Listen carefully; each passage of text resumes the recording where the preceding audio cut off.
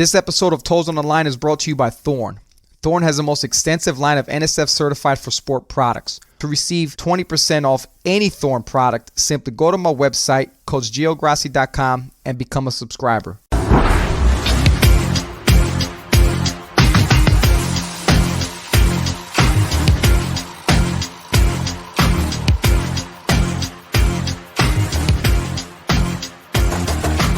Welcome to the Toes on the Line podcast. I'm your host, Joel Welsh. Today I'm bringing in Coach Joel Welsh, and I'm pretty sure you're a New York guy from the Bronx, straight out. I think one of my friends knows you, right? And you're out there in Central Michigan now, Coach. You've been doing this for a long time now. Power 5, FCS, FBS football. You've been everywhere. Springfield grad. You're like the 150th person I've known that went and graduated from Springfield. Yeah, man. So yeah, take time, introduce yourself, talk about your background, how you got into this thing, and how you find yourself where you're at now. Excellent. Well, first off, I appreciate you for having me on the show, man. I've really been, listening to what you're doing, and what you've been doing for the profession is awesome. Any opportunity to have coaches on here and kind of give back to the profession is amazing. So I'm just grateful and humble that you have me on here in the first place. But again, Joel Welsh, I've been coaching now.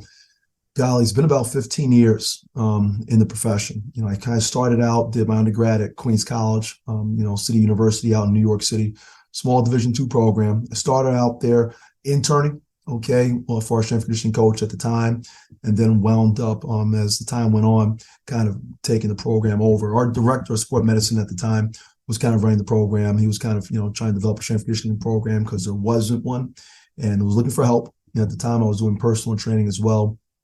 At the school, I wanted to get into strength and conditioning. I was trying to figure out how to do it, and just kind of how life works sometimes. Opportunities, doors open, you go and you take it. And our athletic director was basically saying, "Hey, you're doing some good things. Do you want to kind of help out the strength and conditioning aspect?" I was like, "Absolutely. I'll do this for free." Jumped right in, and then our sport medicine director sat down with me one day and said, "I can't do both. I need you to really take the lead on this." And I just took it. I took full advantage of it. I was about 20 years old when I did. I had no idea what the hell I was doing. Made every single mistake possible that you can make. I was a 20-year-old young kid figuring this out. Did a lot of homework. And that time is funny when you have a passion in something that's incredible, but then that passion has to turn into some seeking knowledge, right? Because you just can't love something. You have to do some homework on what you're doing and to making sure you give them the best product possible to those kids. So I was able to do that. For about 2.5, 3 years. From there, I also, during my time there, interned under Ted Perlak, who was the head strength and conditioning coach at the time at Fordham University. Was an unbelievable mentor to me, unbelievable person and a coach. Had such a huge impact on me as a young professional coming up in this thing. Was with that program for about 8 months, and then wound up going to Springfield College. Did my graduate assistant position there. Was there for 2 years, met some great people, unbelievable relationships that I still have today. Just learned so much from that place. During my time at Springfield, between my first and second year, I did an internship at the University of Iowa football. It was probably the summer of 2011. Interned there, and then a year later, was really fortunate to get offered the fifth position at Iowa, which at the time was basically kibbles and bits, I think it was like 15K, but I was just so jacked up for the opportunity. So I was at the University of Iowa football, was out there from full-time from 2012 to 2016. And then in August of 2016, was really fortunate to get the head strength and conditioning coach position at Delaware State University. Was there for 3 seasons. Me, myself, and at the time, my assistant, Tyler Kitzman. We were the only 2 assistants there, and that small school mentality and find a way to get the job done with 18 teams. Then afterwards, was really fortunate to, take the job here at Central Michigan University, where right now I'm going on our 5th season here at the program. So it's been a fun journey. It's been a heck of a ride, but met some great people and great experiences along the way. Yeah, that's awesome, man. It's funny because you coached at MEAC. I never coached at a HBCU or MEAC school, but I played at Dell State. That's how we kind of met. Kind of went down there. We talked about, talked some shop down there. How would you rate your experience, like at that level? Because we always hear about stuff like we heard about like the Deion Sanders story. Where you were starting to hear the Ed Reed story about. Yep. I guess like no like follow through. And I don't want you to you don't have to bash anyone or anything because That's not what I want to bring you on here for, but just like talk about the struggles of just coaching at schools like that, like small FCS schools like that, where it's a huge challenge to just get, I don't want to say buy-in, but just like everything to come in full circle, I experienced it as an athlete, man. It was tough. No, you got to go backwards, Uh-huh. So it kind of goes back. In our profession, we talk about it so much, right? And we read all these books, and if we talked to every single strength coach in the country, if we all said, "Hey, know your why," we understand exactly what we're talking about, right? Science, all that stuff. When we get into the profession for the first time, we understand we kind of understand our why, why we got into coaching in the first place. Okay, we as strength coaches, we understood when we got into this profession. Yes, it's not the highest grossing paid profession in the world. It's not. You look at the percentage of people that are making, really good money. When it comes into the global aspect of things, it's not a huge percentage. And that's the reality of it. Whether good, bad, indifferent, whatever it is what it is right now. But I think we all have the common thread and the commonality that we all got in the profession because for the kids, right, help impact someone's life. And that's why I got into the profession. When I was at Iowa, it was awesome. It was great. I was out there for a certain amount of time. It was incredible.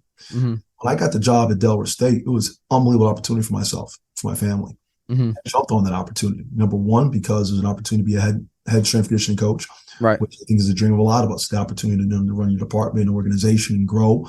I was at Iowa for 5 years. You get to the point where it wasn't myself personally. You've done everything that you could as an assistant. I'm looking for more growth. I'm looking for more self-development, maybe a little bit new of a challenge. And when I went to Delaware State, let me tell you something right now. I was there for 3 years. The relationships that was built in my time there will be with me to the day I die. Those kids taught me more than I could have taught them. That place and that institution, I've learned so much. That program did more for me in my career than anything else, any other person, to be honest with you. I owe a lot to my experiences, to that program, to that school, to those kids, because, you're going back to the basics. Like, there are hard jobs and there's easy jobs, right? Right. Sometimes everyone talks about, resource. We were talking about a little bit earlier about the resources and this technology and that technology, and it's all great. But then you kind of really figure out when you're pushed, and the resources might not be there, and the financial ability for your department to grow might not be there. You kind of figure out whether or not this profession's for you. We had 18 teams, right? And it's me and one other coach. So we could have sat there and just say, "Oh, this sucks," and quit, right? We can sit there and adapt and face adversity and propel and expand from it, right? So, hey, let's develop really good interns. Let's get to the point where our interns can be other coaches. Hey, let's get to the point where we can really understand how to manage a department and have a flow and a structure. We have 18 teams, and it's like clockwork. You don't have any issues, and it's no overlap. And, you get in at a certain time, and you're consistently done maybe at the same time every single day because you trust the person that you go to work with every single day. So it presented certain challenges. I think every job presents its own challenges, whether you're coming from a MEAC school at HBCU level, or whether you're coming from an SEC, or a Pac-12 or a Big Ten school. Every school has its challenges. That's the reality of the profession. So working at an institution like, with the tradition of HBCUs, and where you have kids that, that are going there and come from different backgrounds and struggles, that's diversity. Yeah. My assistant, Todd Kitzman, was with me at Iowa as an intern, and then I was able to bring him on full-time at Delaware State. And he's from the middle of Iowa, farm town. So he comes to Delaware State, and he's at a historically Black institution, is understanding the culture and background. And guess what? He grows from that situation. He becomes a better coach. He develops relationships, and he expands, and his profile, his portfolio expands so much more because of the experience he goes through. So are there challenges? Were there challenges? Absolutely. Heck yeah. That's the beauty of it, man. That's the ride. That's the beauty of coming into a workout. Maybe the kids are not motivated to work out that day, and say, no, this is what we're going to do. Enjoy in teaching the relationships with coaches. When we got there, in 2016, there was some work to do, right? It's awesome. It's cool. It's part of it, right? But we had to make sure the number one priority was developing relationships between our coaches and ourselves, and our student athletes with ourselves as well. That was the biggest aspect, was just developing relationships. That was probably, Joel, that was probably the hardest thing we had to do, was develop those relationships, because relationships take time. It takes good things. There's good days, there's bad days. Like, you talk about conflict and confrontation. There's nothing wrong with conflict and confrontation. Sometimes it's put in a negative light, but it's very positive if you do it in the right manner. when you can sit down with a kid one-on-one in your office and look him or her in the eye and say, we got to change the behavior. Let's go and correct this. And these are the things that we're going to do to go correct it. But it just doesn't stop there. It's finding out about the kid and their background, understanding who they are and listening to them. That's the beauty of all of it. So that's why I always say, that institution, that school, those kids taught me so much more about myself than anywhere else. And those relationships that, I'm going to have to the day I die, because those kids were tremendous. And seeing those kids grow, seeing their growth, not just physically, but mentally and emotionally, spiritually was incredible. That's awesome, man. And biggest thing I took away from what you said outside of, building relationships, because I think that's key in any job, building relationships and how you just get along, like many personalities. And you're going to get a ton of those, especially at a place like Dell State. I've been there, man. So, but I like how you said it was just you and one other assistant, and you guys made it a thing to have your interns develop into basically like intern assistant coaches. Like how was that process for you? Like as soon as you got there and then realizing that and saying, hey, this is something we need. Was it like an immediate thing that you needed, or was it something that's like, hey, this is just a process that we're trying to work these people into becoming assistants here as an intern, and then obviously help you try to get a full-time job elsewhere? You know what? Number one, right? You look for people that exhibit certain traits. And one of those traits that we look for is just level of passion, right? How many times, you're at your office, you might be at your computer, might be some downtime, and someone knocks at your door. They introduce themselves like, hey, I'm just looking to get into strength and conditioning. How can we get into it? And it reminds you of myself. You're looking for a direction, looking for a path. Hey, that's awesome. Let's sit down. Let's talk a little bit. Tell me about yourself. Then you sit down and kind of listen to them, their story, and what their goals are. Okay, this is what we're going to do. We're going to, number one, invest in you. There's going to be a curriculum to follow. This is the work. So number one, we're laying out the expectations, right? Hey, these are the expectations. This is what we expect out of you. You're going to be treated as professionals, so you need to act professional. So there's just kind of the expectations aspect, which is the most critical component. From there, they come in every single day and they have to display that work ethic. And over time, we always say, you're going to earn responsibility. Right. You're going to earn it.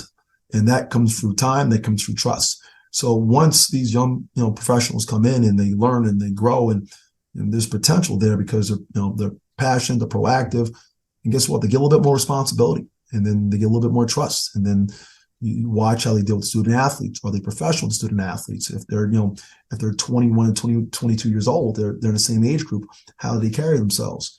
So those are huge aspects to all of it. So once you can find, or you can really develop and pour into those young interns of yours, that's when it benefits them, but benefits your program so much, because then you really have a bunch of a staff, right, of professionals that are all common-minded like people. So that was a big aspect for us was the curriculum. We had to invest in them. Hey, you're going to invest in us and take time out of your schedule, because we're not going to be able to pay you, but we're going to be able to pay you in our ability to invest in you, our ability to network and and help you in the professionally. Because we always tell our interns, once you're done interning with us, the relationship just doesn't end there. That relationship is permanent. So if you do a great job and there's trust, you need someone to make a phone call for you, we're going to do that. But in the same fashion, if you did not do what you're supposed to, right, ask people to be on your reference list, right? It's a two-way street. So it's about investing. Again, it goes back to relationships, investing in people. How would you want to be invested in if you were coming up as a young professional, and how it be taught? So, it's something you got to take pride in, right? As a staff, especially being in a small school, we kind of understood, plus from our background and where we came from, how people invested in us, we knew it was an obligation to do that for them, to help empower them and make them really good young professionals.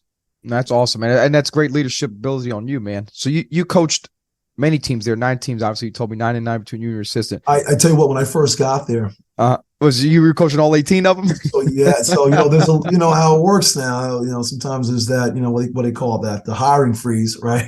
Yeah. Oh, snap. You've heard that part. It's a hiring freeze. So it was a hiring freeze, of course, right? And okay. So I was able to get out there for 3 or 4 months. So it's out there by myself, for 18 teams. And listen, I say that I know there are coaches out there that are dealing with that full time. So my level of respect and admiration for them, sky's the limit. So I kind of understand the struggle, but I still understand exactly what they go through on a day in and day out basis. I dealt with it for 4 months. There are people that are doing it every single day, and I tip my hat to them, because that's an unbelievable deal, and their value is tremendous. But yeah, we're from equestrian to golly, to a lacrosse program, to a volleyball, basketball program, football program. We had to organize a department. We had to make sure we set up something that we were proud of and develop those. I think that respect within our administration. Did you travel with football and basketball? No, I traveled with just football. Did not travel with basketball. Okay, because my next question was, how the hell did you balance out your family life traveling 8 months? That would have been a whole different. That would have been a whole different. Yeah, no, just football. We cut it at that. And a big part of that too is basketball's travel so much longer. Throughout the week. Yeah, hell yeah. Week, and there's no way we could have been able to support that. That department with just with that staffing like that. So okay, well now you find yourself, man, Central Michigan. So what are some things that you're doing over there right now, man? Like, how have you been able to advance your career from a 20-year-old intern head to where you're at now, man? Golly, it's probably been relationships, and it's being a dead horse, but it's really what that is. So, because sometimes, we look at our habits, you never know where life's going to take you. One of my biggest philosophies is I'm going to be where I'm meant to be at. Okay. I don't like. Wise person once told me, keep your head where your feet's at.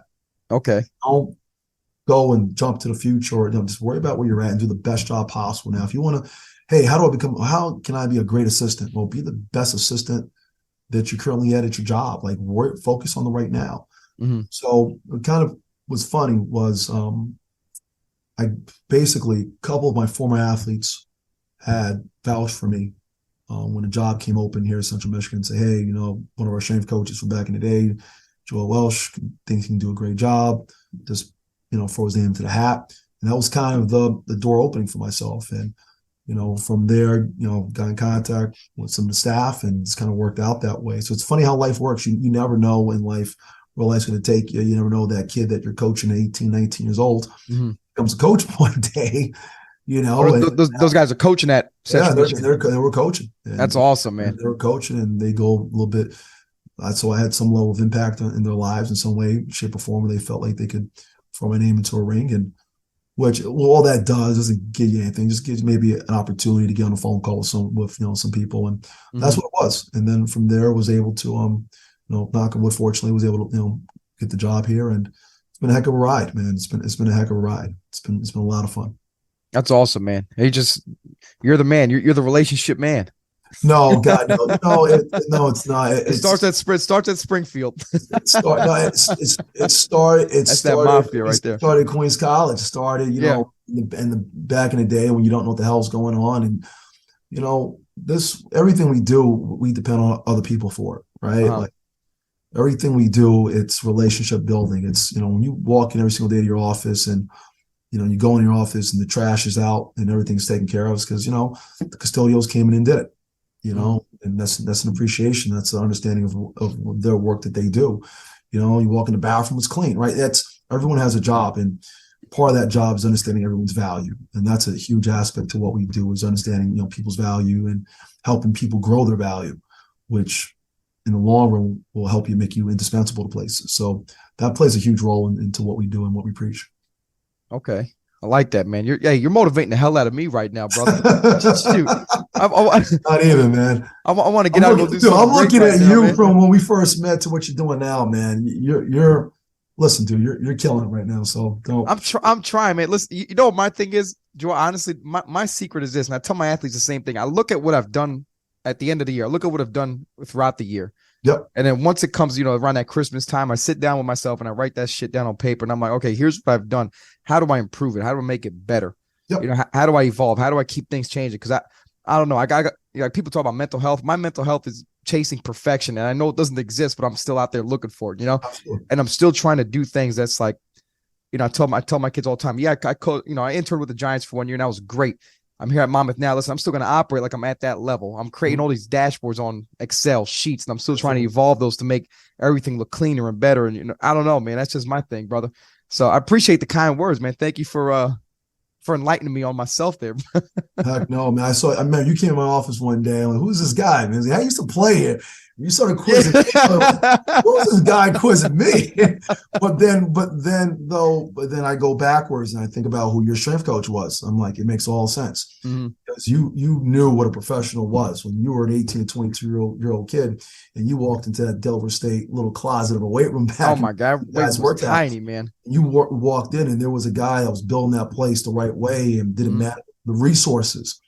What mattered was his investment into you guys and how he poured themselves into you and held you guys accountable.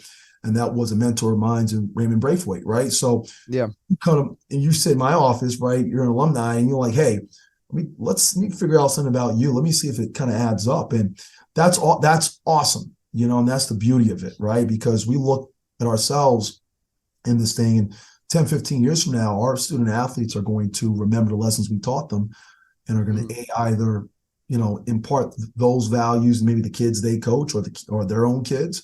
And plus, too, then they know what's real out there and understanding, hey, no, that makes sense. No, that doesn't. Don't believe that because they're going based on the past experiences of the people that have impacted them. Yeah, it's funny. Coach Braithwaite, man, I got funny stories about that guy. I'm not going to mention them, but it's funny because I consider him one of my great mentors, great coaches I've ever had in my life as an athlete. And I never tell him this, but maybe I should. But there's times when dude, there's times when I'm coaching and I'm just yelling at a kid and I'm like, I got no remorse for how you feel. I'm like, no, that's that Braithwaite shit, man. You should, man. Dude, I remember this one time our head coach, he was ready to kill us all in practice and he just stops practice and he looks at Braithwaite and he's like, you run him till you can't see. Braithwaite blows that whistle and man, listen, when we're conditioning our guys, I'm like, dude, you better just finish this damn rep before I run you till you can't see. And I just had these flashbacks about how, Coach Ray used to treat us, man. It was awesome. It was good stuff. So, but yeah, it's funny. Because you said you guys came from Iowa.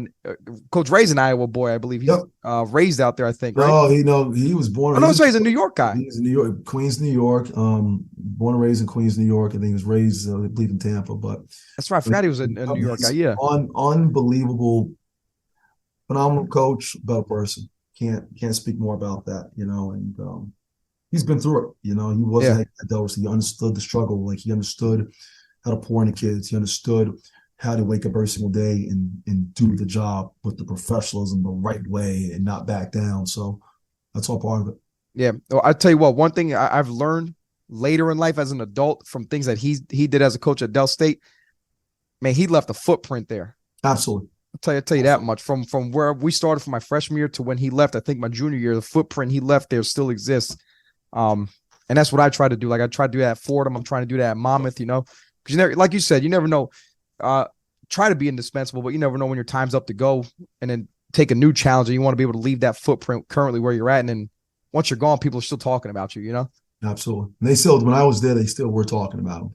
And that just goes to show you, what that place was built upon, especially that new facility. I mean, he had me. That new facility at Delaware State and that weight room is unbelievable. I mean, it is a huge space, great space. And he was a huge part in developing that space and that structure. So that program owes a lot to him. No, definitely do, man. But hey, forget about that guy, man. We'll talk to him. I'll talk to him at the CSCCA when I see him. But let's get back. Hey, let's talk about what you're doing right now with football, man. What do you got cooking up with you guys this offseason? We're in week 5, week 5 or 8 week program. It's funny when you start out and you do things it's kind of the progression of a strength conditioning coach, right? Mm-hmm. And I was talking to our assistants about this. There's something about having longevity at a program. A lot of times, one of the mistakes I've made as a young coach coming up when I first took over Delaware State was I got to Delaware State, right? And I'm sitting there and you got your team, let's say it's like 90 guys first. Let's say 90 guys. You have 90 guys in a room and, all right, freshman on one program, you got developmental 2, you might have some transitional, you got some team guys. You might have 4 different things you're doing because you look at where the kids are at and you're chasing different things, and that's not a bad thing at all. It's awesome, and it's how it should be done. But I sat there and I kind of said to myself, like, geez, let's go backwards. Like, this kid is not advanced. They might have been lifting for a while, but they're not advancing your system. And that's part of progression and developmental stuff and progressing your kids from phase in to phase out in year 1 and year 2, right? So we all understand that our freshmen are completely different than our juniors and seniors, right? We understand these things. But in saying that, there's also understanding that those kids might be all novices to the way you do things and the way you train them. So there's time there has to be times when you kind of really look and delve back into your programming and remind yourself, the basics apply to 80% of your locker room. and don't get fancy. Keep things simple, but have an ability to understand progression, but also have an ability to understand regression. And that's the cool part to programming and designing. Like, we're here at year 5, right? And it's cool. And one of the years that we had probably a lot of good progression in our training was probably a year and a half ago with our team, because we had an older group of guys who are now into that senior and redshirt senior year, and we're a little bit different now. We're a little bit more, we're a younger outfit, so we had to regress some stuff and go back to the basics. And you know what? This worked for us a couple of years ago. Let's revisit the basics. That's a huge aspect. So sometimes it's not about just progressing what you do. Right. It may be another extra week of an accumulation phase. It might be another week of tempo work. It's probably needed, not just from understanding postural integrity and strength, but also understanding just about there's a training maturity that has to happen. Right? There's training maturity, physical aspect, but there's also a mental maturity that takes place within the weight room. Like, how many times you have these kids come in the weight room for the first time? They're 17, 18 years old. They're the strongest kid in high school. Hey, yeah, I'm squatting, 500 pounds. Yeah. That kid may be strong, but, globally to the room, he might be the only one of 5 guys who can squat that much, which might be great for you for the ego, but that he has not reached his potential at all. Mm-hmm. So now you have 50 more pounds on the bar because you want to inflate your ego. That kid crashes. Bar drops himself. He gets hurt. Whose fault is it? Well, it's your fault. Mm-hmm. Because you can take into account the mental maturity as well, right? So a lot of times when we're bringing in kids in the first time, there's the mental aspect of it, of understanding about just basics of weight room etiquette, right? And as simple as, how do you approach the weight room? How do you, approach a rack? What's your setup like? How do you squeeze the bar? Those are sometimes the intangibles that we forget, that as a coach, I got to remind myself, because the older guys might understand it, but the younger developmental kids don't. So that's all part of the progressions and understanding, who you're dealing with in your room, what type of kids do you have, what's your makeup of your program. So, and that's the beauty of it, don't be a slave to your program. There's times you sit there and, you reverse engineer it, and you're looking at an 8-week program, you're done, you feel great about yourself, and then you get midway through it, like, let's make some changes. Mm-hmm. You can't be like, I'm not going to change. That's another thing that I've had to over time understand, that it's like, no, just because you wrote it down, 6 weeks ago, doesn't mean you can't change it. Freaking change it. Right. Maybe the organizational logistics wasn't there how it was supposed to be. Maybe the warm-up wasn't as detailed as it needed to be. Maybe they struggled in this movement. Go back, regress it, go to the basics. So those things are part, like you talked about evaluation stuff, right? And that's part of the evaluation as coaches that we're constantly doing. Like, as a staff, I'm fortunate to have such an unbelievable staff, that works with our program. And we're every day, there's a debrief happening. Before we go into the workout, we're sitting down before the day gets started. Organizationally, logistically, things are set up, indoor, the weight room, and then we're talking about what the day is going to look like, who has what area, how it's going to look, who's going to be working with these freshmen, who's going to be working at these racks. Okay, these things we're looking at. And then there's the post. Okay, let's sit down, let's talk about this. What was the good? What was the bad? What were the positives? What are the things we need to remind ourselves going into next week? So that analysis and evaluation always has to be happening, because there are things I might have not seen in the lift that one of our assistants might have, plus it gives them some autonomy and some input in the workout, understand, like, hey man, I could have done a better job here, or saw this, et cetera, because as a director, that's what you really seek. You seek the opinions of your staff. You're seeking their knowledge. You're seeking the way they saw things from their viewpoint. Right. Mm-hmm. That's a part of an inclusive staff. So, and listen, like, you would hope that every person on your staff has aspirations of developing in their career. So you want them all to think and get them thinking a certain way, whether it's the number 2 assistant to the GA or the intern. We are teaching our staff consistently how to think. Okay, hey, the head football coach is going to talk to you tomorrow about the workout. What will your response be? Well, you better have some input. You better understand what you're saying. Have some conviction in how you say it. That's right. Part of this thing. Like, it's not just seeing it or knowing it. It's about now speaking with it with conviction. Mm-hmm. Right? So those are things that I lean heavily on with our staff, just because it takes a whole tribe, to get the job done. No doubt, man.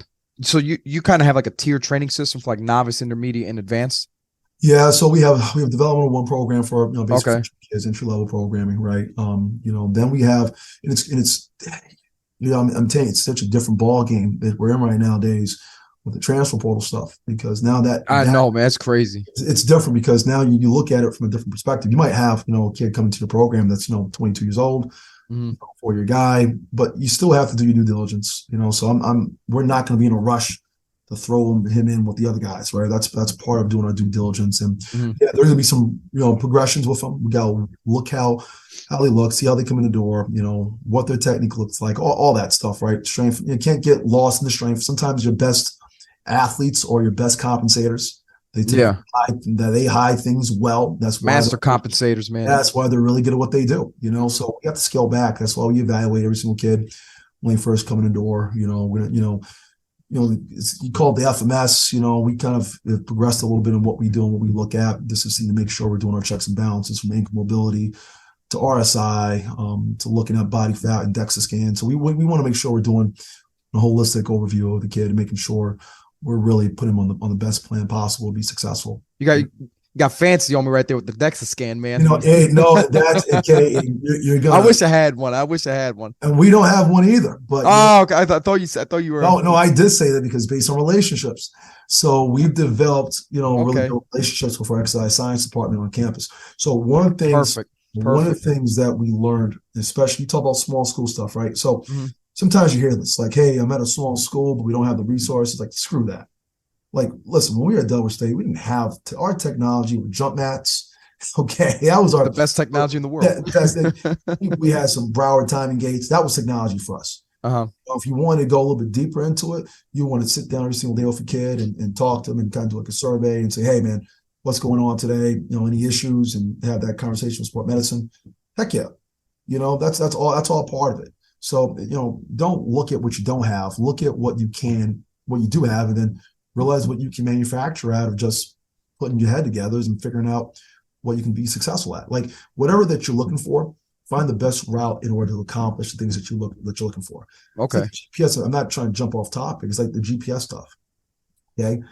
Yeah, I mean, you have all this information, all this data, but make the information work for you. Look at the data, see the things that you want to look at. You have all these metrics. Focus on the main things that you want to look at and identify, and then attack those things. To go backwards, though, with the DEXA stuff, we got a really good relationship with our exercise science department, which has been tremendous because they're a part of, they kind of help us with interns, in a way. Okay. But what we've done is twofold. We go to their classrooms and we speak to those students. We do recruiting, right? Because sometimes the best kids you can have are the ones on campus that might not know the opportunities. So what we like to do is we like to go to classrooms and we speak to the classes, exercise science classes, the masters and the grad programs, and we speak to those young people and we kind of talk to them about what the profession is, what's about. And we don't talk about so much about our Central Michigan program. We talk to them about the profession, period. Because they have the true desire about the profession, then that can create some interest into our program. So that's how it kind of started. And then from there, we were able, at times to send our kids, once the kid gets in there, and we'll send them, and they do a really good job. They treat people with respect because they have. That's awesome, man. That's awesome. And they go in there and it helps us out. So now we're able to sit down and look at, lean muscle mass. We'll look at body fat composition. We're able to look at right to left leg symmetry, with the lean mass totals. And it's a little more in depth now, right, with the DEXA stuff. It's a huge tool for us, and it's all part of your biggest resource are the people. Those are your biggest resources, are the people, and then seeing what you can do to really, take advantage of the relationships that you have so you can get the things that you need to get in order for the kids. Okay. Dude, you make me want to delete this episode, not put it on, just keep all this information to myself, man. The secret to success out here, man. No, man, it's really, sometimes it. Dude, this is clutch shit, man. This is something I never thought about. No, we get it. It's the beauty of practicality, right? Okay, one of the best books, and I probably would say this for any young professional getting into strength conditioning, read the Golden Age of Strength Conditioning. Just read it, right? Golden Age of Strength Conditioning, Boyd Epley, and all those guys. Understand how we started. Okay, understand our history, because what happens is if you don't understand the history, you don't really know where the heck we're going. And myself and our staff, we read it about a year ago, and the appreciation for what we have and where we're at skyrocketed, because you see where the OGs, man, the legends in this field started at, and the path and where they have laid this profession for us today is tremendous. It's incredible. Like, the respect that you have to have for the people before us has to be high because of what they went through, sacrifices they made for little pay to guess. Yeah, you know, I know 45K ain't the best. I get it. I know. Listen, you talk to someone that was getting paid 40K as the head guy at Delaware State. I understand it. I understand the struggles with family and kids. To get to that was probably a big deal back in the day, you know, which is hell yeah, it was. Right. So you can't knock it all. You know, I took a job, you know, getting paid 10 to 15K. Was what it was at the time, but was able to take a 10, 15K job and turn that into a $35,000 job, turn that into a 45, turn that into a 50. It's about the elevation, the process of things. It's about understanding your values, about understanding, you know, you're going to earn value by showing up every single day and making an impact on someone's life. That's what value is. The value is the relationship that you have with the kids. Value is doing your job at a high level. Value is being proactive. Value is understanding how to deal with adversity, understand the chaos, and be able to be level-headed and find solutions. You know, the best leaders that you know of are people that know their path. They may not know exactly where they're going, but they're on a path, and they have conviction on where they're and being on that path. You want to follow that person, right? So that's one of the things we talk as a staff with ourselves is understanding, okay, hey, how can you create value? How can you bring kids with you? Like, every day I come to work, Gio, I'm selling something, right? I'm selling our administration. I'm selling our coaches. I'm selling our players, our student athletes.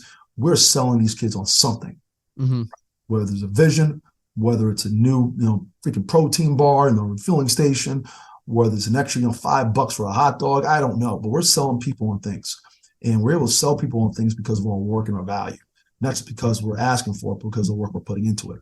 And it takes time, and those things don't happen overnight. But through those actions, day in and day out, and through your passion dealing with the kids, people are going to sit there and like, okay, we got to listen. What can we do to help? You know, what can we do to help? So, you know, I know I jumped from the Golden Age book to that, but it all makes sense though. It's all part to me. It makes sense. Yeah, it's all part of it. Like, you look in this profession, and you got, you know, coaches that are it's a real thing now, right? In 2023, we're talking more and more about coaches that are getting burned out. It's a real thing. It's real, right? It's happening. You got a lot of good coaches out there that are leaving the profession because a lot of different things, not just one thing, but a lot of different things, right? So as a professional, I'm sitting here being in this thing for 15 years, but I sit there and I look at a professional who's been in for 30 plus years. I'm like, Jesus, my respect for them is so high because of what they've been able to accomplish with probably less resources than we have today. That's incredible. Yeah, hell yeah. So the appreciation from your past, the understanding of where we started from, you got to have those. You got to have that understanding, but you got to have that level of appreciation for it, and put it to you in those terms. Because, you know, you look at like a Coach Marati at Ohio State, you know, Coach Joey Batson, you know, Coach Jerry Schmidt at Oklahoma. I mean, you got guys that have been in it for so long, and it's just like, it's incredible, man. It's unbelievable, and a tip the hat, and so much respect for those coaches and those pioneers. So so much love for those guys. Especially at those FBS levels where it's like win or that's kind of like win or get your head chopped off type of deal, you know? It's different nowadays, right? Yeah.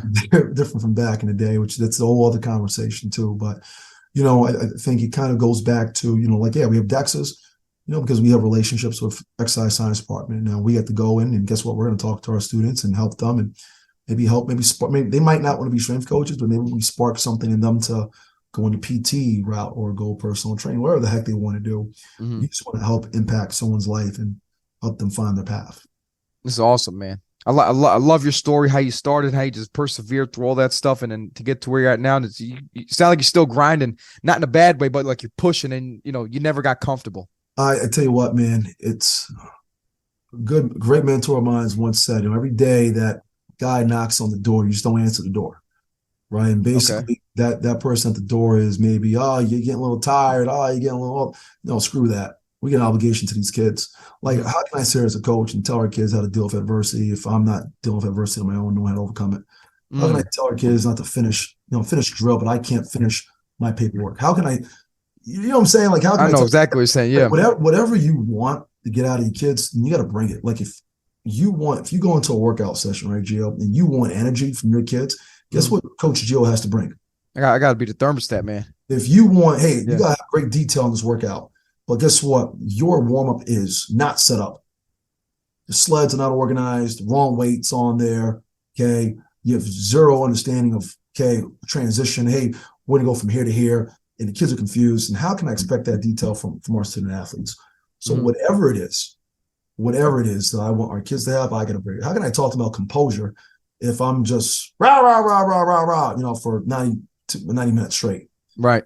Right. So we are examples for these kids every single day. Like, who spends more time with our student athletes more than us? No one. The only other people in the department that might spend as much time as probably our academic support team, right? Right. So these kids, our kids are looking at us for examples. Like, some of these kids might not have a father figure in their life. You might be the only father figure, consistent father figure that's there. So they're going to look at how you act consistently every single day. They're going to watch how, for a family dinner and your families come, to the facility. They're watching how you interact with your wife. They're watching how you interact with your kids. We're examples for these kids every single day, day in, day out. Our female athletes and our male athletes, two-way street. So there's a lot to be said about how we present ourselves as professionals to these kids to teach them, just how to go about life, how to be successful, like how to go out for a job interview, how to speak to people, how to communicate, how to make eye contact, how to have a real conversation where you can sit down for more than 5 minutes and not look at your phone. Right. Things we got to talk to our kids about, right? How to deal with real, positive conflict and confrontation, how to take criticism. Don't take it for the negative. I'm talking to you this way because I want you to be successful. If I didn't care about you, I wouldn't say anything to you at all. Let's understand these things. So that's part of, us as professionals and why we got into this profession in the first place. Wasn't because of a logo. Okay. It wasn't because of the fancy gear that you're going to get, or, you feel good because now you can do all this. No, it's about the kids. It's always about the kids, because once it's about the kids, the answers to problems become a lot easier, because then you're following the breadcrumbs, because when it's about the kids, what you have to do becomes more clear. Hey, we gotta get some refueling station stuff taken care of. Our kids are not eating. Hey, we got to do A, B, and C, D. Like, our kids, like, when it is centralized about the kids, it makes your job so much easier. This is all. You do any motivational speaking or no? Heck no, dude. No, you got to start, man. Come on. No, we ain't doing none of that. No, this is show up, do your job, and let's go to work. Like, it's, I have the best job in the world. I have the best job. Right, you do. I get to wake up every single day. I get to walk into a place with no coat and tie, sweats. I can come in and I can look at a young kid in the eye and tell them, hey, you can do this. I believe in you. I have faith in you, and I'll go out and do it. See, with kids nowadays, right, it's about real confidence, right? You hear confidence a lot. And what we do is we're going to give kids real confidence. We're going to give kids real confidence by giving them a dose of hard work. And then it's their job and ability to overcome that hard work, be successful, do the job, and then be able to do it again. That's where the confidence grows. So I'm not going to tell a kid, hey, man, you look so pretty, man. You're so tall and you're long. Hell no. If I'm doing that, I'm failing my job. I'm adding to the problem. Right? They have enough friends. They have enough people that are going to lie to them and tell them the things that they need to hear. Bro, I swear to God, I told my team that yesterday when I broke them down. Your friends are going to lie to you. Yeah, I mean, you need people who are going to tell them what they need to hear. And part of that is, development, right, is about trust. Like, you can't have development without trust. Because in order for development to happen, you're taking a kid or a bunch of kids to a place they've never been before. Right? You're taking them to the edge of that cliff. Now, you're going to take them to that edge. You're going to tell them, hey, you're going to jump, but it's going to be okay. If they don't trust you, if they don't trust in what we're doing or how we're operating, they're not going to take that leap of faith. They're not going to do it. So that development doesn't happen, right? Right. Development happens through work. It happens through time. It happens through adversity, overcoming challenges. It might sound old-fashioned, but guess what? Old-fashioned works. You can do all the pretty stuff in the world, but at the end of the day, a kid has to answer to himself and has to look in the mirror every single day and know whether or not they put the work in to be successful. I'm a firm believer. Hard work pays off. I'm a firm believer that way. That's what we're about. That's what you preach, right? All that jazz. But you get a kid can gain real confidence by doing real work. Real work is just starting something and finishing something. In a time where it's so quick to pull the trigger and say, I'm done. I don't want to do this. I'm pressing reset. I'm down 32-0 in Madden. I'm going to start a new game. This is not working for me. I'm not getting the playing time I want. I'm transferring. This is like, so when you can show kids and show them a follow through of the process and show them this stuff over time, the confidence grows. Right. That's part of all this. It's their confidence being real confidence, not the fake jazzed up, beat on my chest. I'm a 5-star kid because I got recruited by 6 programs. None of that BS. Again, my athletes listen to my podcast. So this is great, man, because it'll take a lot away from this shit. It gets back to why we got in coaching in the first place. You know, along the way, it can happen. You start to forget why you got into it in the first place. It happens. And it doesn't get to feel bad about it.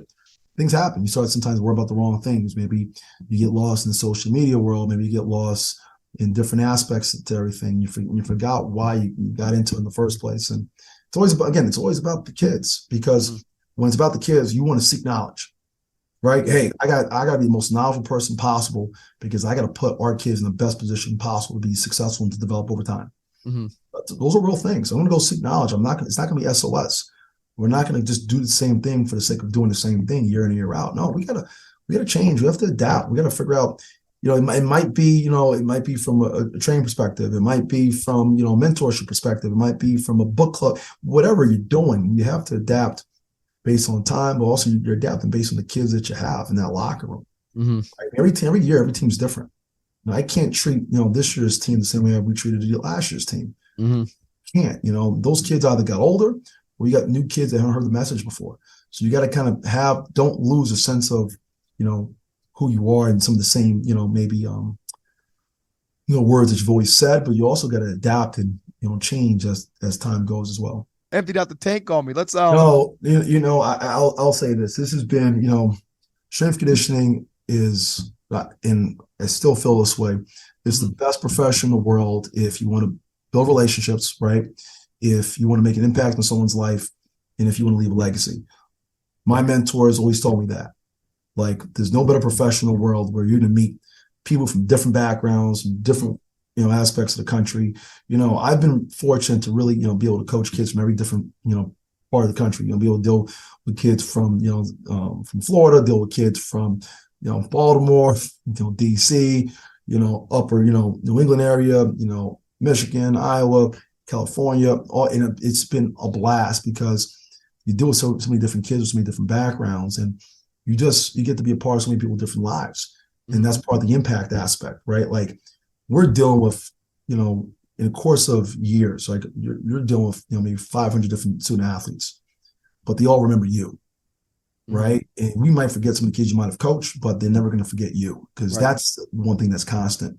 Because at the end of the day, when it's all said and done, that's your legacy. I'm the director here at Central Michigan. That's great. That's awesome. I don't own this chair that I'm sitting in. I don't own it. It's on a lease. You know what I'm saying? Yeah. My job, my responsibility is elevating this chair. So then when I leave, whenever, right, whatever the hell, this, 2023, freaking life gets you. But when my time is done, I've hoped to elevate my chair bigger than when I walked into. And the next person comes in, they elevate the chair. The next person comes in, they elevate it. That's the beauty of this profession, is our ability to elevate our chairs where we sit at by elevating the people that you work with and inspiring those kids every single day and watching them grow. Like, that's the beauty of being somewhere, for going 5 years, you're able to see those kids develop from 18 to 19 to 20.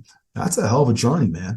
Sometimes when you're jumping from job to job, you don't really kind of understand me programming all the way through. And that was one of the things I had to understand more was, my first year, at Delaware State, okay, you program, okay, I'll pat myself on the back, did a great job. You don't really see those things until 3 years down the line now. Because that's the beauty of programming, is being somewhere long enough to really see it through. Because then you can make okay, you know what? This doesn't make sense. Let's go backwards. Say, we can do a little bit more of this. And that's where you can really create your own system. See, as a professional, when you can sit there and develop systems, the path is yours. Because you have an understanding of programming, you have an understanding of what the kids need, what year they are, what position they are. You understand that needs analysis aspect, right? You understand what that 17-year-old needs something different than that 22-year-old. You understand what might have worked for him at 17. It's not going to work for him at 22 anymore, right? You want to be a little bit too advanced. He wasn't prepared for it just yet. Hey, that new transfer kid that you thought was going to be rock solid, he's not rock solid. You got to go backwards. You got to regress it. So having that ability to reverse engineer, having that ability to have adequate progressions, but understanding regressions, but the ability to see it holistically and being in a place for a certain amount of time to be able to have that awareness is huge, because that helps you so much down the line as a professional. Yeah. Because then you can see the kid, like, how what we've been doing for the past 3 years has it been working. Well, let's look at the kid, freshman, sophomore, junior year. Let's look at his individual profile. Let's look at his body weight gain. Let's look at his body weight loss. Has his body fat decreased? Has he, gained, lower body mass? Is he getting any faster? Has he gained size, but decrease in power? Like, hey, we're going to develop this, listen, we're a MAC program, okay? We're going to preach development because guess what? We're not going to get a bunch of 5-star kids in here. So give us the kid that's going to be the undersized, under-recruited kid who's a tough kid who's going to show up every day, do the job. Can we get this, 225-pound tight end developing maybe to a 285, 295-pound guy? How's that going to happen? Well, it's not going to happen overnight. Well, you need the resources. What are those resources? Well, you need food, right? You need to feed the kids. You got to have, sound programming. You have to be on top of them. So over time now, 4 years, you're able to look at, okay, hey, where's this kid at? Now he's a 305-pound left tackle. Okay, he's progressed. His power quotient. Remember, Coach Leach was talking about it. He's ahead of the game. What he's doing at Rhode Island is awesome. I love that kid. I coached him at Springfield, and he has such a. Did you really coach him? Yeah, he was there. That was my second year at Springfield. But double power quotient, right? He's on him. He knows it, right? Like you talk about power quotient, right? Like so, we're gaining size over time. Our power should be improving as well, right? But if we're looking at it, and that kid, when he's 225 pounds and he jumped, 35-inch vert, and now he's 50 pounds heavier, and he's jumping 35. That's not bad. That's a pretty darn good thing. He put on some freaking mass and his power, so that's incredible. Now he's moving, instead of being 225 pounds, he's doing it at 280. Yeah. Awesome. Power quotient is getting up, as opposed to he's gaining 50 pounds, but he's dropped 10 inches in his vert. Everything's wicked lower. Yeah, you're going to have some issues here and there with some of the speed stuff, but if those numbers are pretty darn close, and he's increasing muscle mass over time, he's developing, he's on the right trend. He's on the right path. So hell if I know, but it's really, and based on the point I'm trying to make is there's value in being somewhere for a period of time and following through for a program and seeing it through and understanding if you're progressing or not.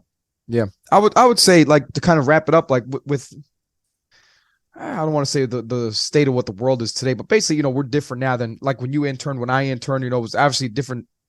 We were in different times, I could say, right? Yeah. Inflation wasn't as crazy. I mean, shoot, I came up through the, the recession era in 2008 coming out of college, but with interns today, and the way you described how you utilize interns and how you've grown and groomed them and developed them into assistants within your program, I thought it's a great thing. What would be like your word of advice for them in today's state of, like, every time so just to throw it out there, when I'm trying to hire interns, they're always talking about, hey, they got to get a job. They can't be here full time. They can't be here 5 days a week. Time commitments vary and stuff like that. I don't know if you face the same challenges, but what would be your word of advice to them in staying the course and having to put the time in? I know you're not getting paid, but X, Y, Z. You know where I'm trying to go with this, Joel? I do. So I'll say this. So one of our assistants on staff, that was her. Okay. She was a graduate student. She was a GA in our exercise science department, Nicole Stanish, who is a rock star. She's up and coming. Just watch out for her. But she was a GA. She was a GA in exercise science department. She interned for us. Things happened. We had some transition on staff, and we needed some of our people to step up. And she stepped up. And it was an opportunity for her to really get her feet wet and to be like, hey, I need you to show up at practice. I need you to warm up the team. But again, she'd earned responsibility to the point where we were to start paying her as a student assistant, where then from that aspect, guess what? Guess who fell in love with her? Or basketball staff or women's basketball staff fell in love with her. Hey, we need to keep her. We want her. We need to hire her. Absolutely. Let's find the funds to do it. Let's create another position. Let's put a little pressure on administration to get this thing done, right? Like there's a person that's creating value.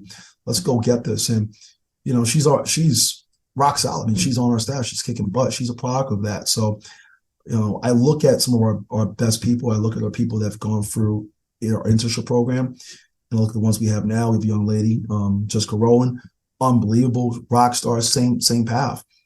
And the commonality that they both had was they're present, they're active, and they care, and they created value for themselves. They created value for themselves through their passion, through their work habits. Like they came in, they were proactive. Didn't have to tell them like, hey, please stock the fridge with protein shakes. They just did it. Hey, they're flying around. They're getting little things like what is the best assistants understand they have to make their boss's job easier, right? Like right. We understand with that mentality. Like my job is support my staff the best way possible, is to make them as successful as possible, invest in them, help them, live their dream and get them everything they want through understanding about the process and working the tails off. As an intern, if they can come in here and they make our jobs easier, holy cow, by then understanding what they have to do, coming up with great passion, they ask the right questions, they're here, they're available. I get it. The work, that's a real thing. But let's just call a spade a spade. Like they got to want to do this. Mm-hmm. And if you want to do something, you're going to find a way to be there because those opportunities are going to come up, right, when they're attacked, right? Those opportunities are going to come up and grow when they're here and available. So, I just think of our best interns and the opportunities they created for themselves because they were here, they were present. They had an unbelievable level of passion for the kids. They stepped up. They wanted to be around. They wanted to learn. And they just had a maturity about themselves that never had to sit down and talk to them about, hey, professionalism. Didn't have to do that. They just were. They just were, had great, great background. They got it. They had their head on their shoulders, and also if I'm a young intern coming up, you got to have a real conversation with yourself.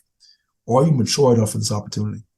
Because especially if you're in a small school, like if you're in a small school, and you're a student there, the likelihood of you being their same age and going to maybe the same places that the student athletes are going, it's going to be real. That's going to probably happen, but it's how you carry yourself. Are you going out there trying to be cool like the athletes and play with them? You're not going to get any real respect that way. That's not going to help you professionally. It's going to kill you in the long run. Mm-hmm. It's unfortunate. I've seen a lot of good coaches go down that route. They had a really good lot of potential, but they wanted that student athlete lifestyle. And then guess what?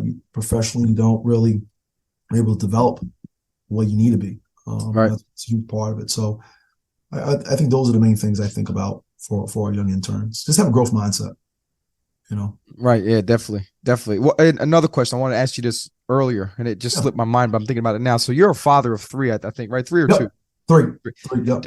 How do you hit that switch from working with other people's kids to coming home and then now having to motivate your kids, and you're probably tired as hell at the end of the day? Oh gosh, got that super dad energy, man. What comedy skill? It was Chris Rock, right? Chris Rock said, when I became a father, I looked at myself in the mirror and said, you don't matter anymore. It's a real thing. Like, I'm spending more time with our kids here and my staff than I do sometimes my own family. It's a real thing, right? It's a real thing. That's a strength coach's life, man. That's right. And you have to sit there. Maybe sometimes, and I was talking to our staff about this.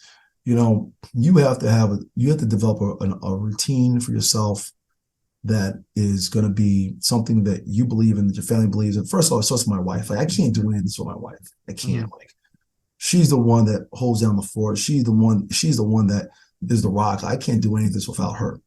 So when I come home, it's like when I leave the office, I'm leaving the office at the office. And what I have to do, to be honest with you, Gio, what I have to do a lot is when I finally sit down at the end of the day and it's all done, I got to take about 10, 15 minutes, maybe sometimes 40 minutes just to sit down there for a second in my office, put some music on, journal some stuff down, get in my own head. And that allows me to shut that day off. When I go home, it's about them. It's about their day. It's about how school was. I'm not bringing work home with me. I ain't doing that. Yeah. And once I leave it, I leave it. Yeah, I get it. The phone's always on. Kids go for stuff. They call you up. That's part of it. But when I'm home, not just in physical presence, but mentally. So, there's a balanced routine with that. I think that all comes in someone's routine. Listen, I'm still figuring it out, dude. I don't got this down by any pack. I screw up. I make a lot of mistakes along the way. Like, sometimes if it's, if it's hot, maybe you don't need to celebrate Thanksgiving on Thanksgiving. You celebrate a different day of the week. Maybe you celebrate, someone's birthday and the day before when they're younger, they don't remember their birthdays. Just, right. So, I've been guilty of that. Your birthday is tomorrow. Don't worry about it. It's not, that. But it's the parenting cheat code right here. Parenting cheat code. But I think the beauty is, number one, the support that you have at home. Also, I like to get my kids here. That's the beauty about, being the strength coach and being in the weight room.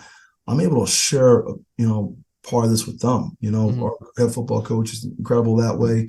He's awesome about family, and we're able to bring, we have family dinners during the season where my kids, my wife are here with the whole team. We're having dinner, we're breaking bread with the whole team. I'm able to bring my kids here to work, and after school they can run around the weight room for a little bit and jump on the plow boxes and play with the stability balls, and I can take them on the football field, and they're part of the game, game day stuff. And those are memories that they're going to have for them forever. But, with those memories, they're going to remember, that I'm there, I'm spending time with them. And that's, you can, put all into your kid, and parenthood's a crapshoot. And we all know that. I mean, you can do everything the right way and still screw up, Right. I think every day, as long as you're present, you're there, you're talking to someone that came from a single parent household. Yeah. Okay. And I grew up with my mom, my grandmother raised me, and they raised me tough. They raised me hard because they knew where, I was walking. When I left that apartment every single day, I was in the Bronx. They didn't understand what the environment was. I didn't have a father figure there. So what meant a lot to me was watching my mother go out there and sacrifice and work her tail off. And, watching her, work, freaking 9 to 5 and get home at 7 o'clock and still make, an hour of time for us to sit down at the dinner table and sit and eat. So if my mom can do it, why the hell can I not do it? Exactly. Yeah. I'm telling you. So I motivation. And there's no excuses for it. If I'm tired, good. You get to sleep an hour. But right now, get with those guys, you get with the kids, you play around with them. You're active, you're a part of their lives, and you get to sleep and go to bed. And you wake up the next day and you do it again. If I get to a point where I can't do that anymore, then I take myself out of the profession. That's what reality is. Not a sob story, it's not a pour me. To find a solution to a problem, you get it corrected. But I had that visual coming up as a kid. I had my mother do it. I saw that being done every single day, and there was no father figure in my life. So it was her doing it. So if she can do it as a single parent, why the hell can I not do that as a father in a 2-parent household? Yeah. So that's how I look at it. And it's part of what we do, man. That's dope, man. That's awesome stuff, man. You are the man. All capital letters. DAMAN. Easy to it. I'm telling you, man. Seeing you, man, progress in this thing and getting to know you for the years I've known you for, man. I'm proud of you, dude. You keep banging. Appreciate it, man. Hey, but the profession's awesome, brother. Right before I let you go, I'm gonna ask everyone this question. You can't say teacher because that's a scapegoat. If you weren't a strength coach, what other career do you see yourself doing? Oh man, probably a firefighter or something. I couldn't do the 9. We all. It's funny how we all think the same way. We couldn't do a 9 to 5 job, right? We couldn't. Hell no. You got to be active, but probably fighter. Probably in the fire department or something, and something just to be active. Something not to just sit around all day and just think about crap. Just to be active and get around and do stuff. But so it's a phenomenal profession, man. It's nothing else like it. The rush that you get, the impact you have on the kids, the relationship that you build every single day.